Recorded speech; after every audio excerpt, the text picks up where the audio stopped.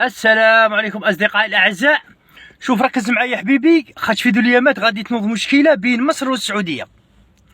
ركز شو معايا بتفهم. في 1948 الملك عبد العزيز آل سعود اعطى الجزيرتين تيران وصنافير لمصر في عهد الملك فاروق. وعلاه عطاها له؟ قال له دير فيها قاعده عسكريه بتكون يعني حمايه استراتيجيه للحدود المصريه. يعني تيران وصنافير هذوك الاصل تاعهم تاع السعوديه، صحيح حبيبي. ومن بعد ناضت حرب بين العرب والكيان الصهيوني في 48. عاودت الكيان الصهيوني يحتل هذوك الجزيرتين. عاود في 67 ناضت حرب العدوان الثلاثي في 56 على مصر. عاودوا ذوك الجزيرتين قعدوا تحت الحمايه تاع الكيان الصهيوني.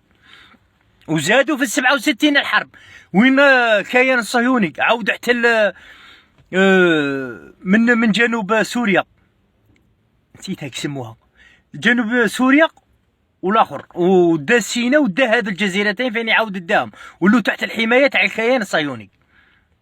الجولان تاع سوريا.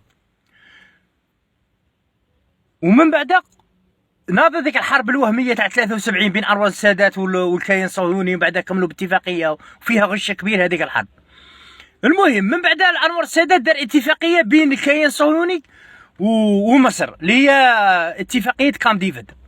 وهذيك اتفاقيه كامب ديفيد البنود اللي فيها صراحه يخدموا الكيان الصهيوني وما يخدموش مصر، يعني بنود مذله فيها. على ذاك الشيء اللي هو ريبو مدين الله يرحمه قاطع مصر والعرب كاع قاطعوهم، المشكله ناضت. المهم ماش موضوعنا. من بين البنود في اتفاقيه كامب ديفيد هذه الجزيرتين ما يولوا تحت الحمايه تاع مصر. يعني لا بغاو المصريين يروحوا يبحروا فيها يبحروا، بصح شتايق ممنوع القوات الخاصه المصريه او الجيش المصري يبني فيها قاعده عسكريه ولا يدخل لهذو الجزيرتين. صحيح فهمت حبيبي؟ وفانيك صحراء سيناء ممنوع يدخلوها القوات الخاصه المصريه. هذو البنود المذله بالنسبه لمصر. المهم قعدت هذوك الجزيرتين في تابعين لمصر شياغين هكا بالفم. من جا السيسي قال له بن سلمان اعطيني الجزيرتين هذوك تاوعنا ردها لهم السيسي. عاود رد لهم هذيك الجزيرتين قال لهم هذه تاعتكم، ورسموا الحدود بين السعوديه ومصر. ولوا الجزيرتين تابعين للسعوديه. في ذو الايامات مصر وقفت هذيك الاتفاقيه بين مصر والسعوديه على الجزيرتين. قالوا لهم باللي هذيك الاتفاقيه راهي ملغاة. كاين اللي يقول لك باللي السيسي بقى يسالهم 260 مليون دولار ما عطاتها لاش السعوديه، وكاين اللي يقول لك لا الكيان الصهيوني قال لهم حبس هذوك الجزيرتين اللي مديتهم للسعوديه هذيك حنا في اتفاقيه كامب ديفيد رانا متفقين باللي هذيك تاوعنا ولا يقعدوا تحت الحمايه تاع مصر. يعني احنا هذوك مازال رانا ما تفاهمناش عليهم. صحيح فهمتوا؟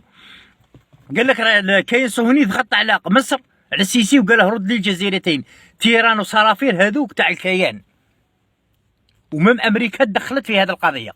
يعني المشكله غادي تنوض مشكله كبيره بين مصر والسعوديه على جال تيران وصنافير.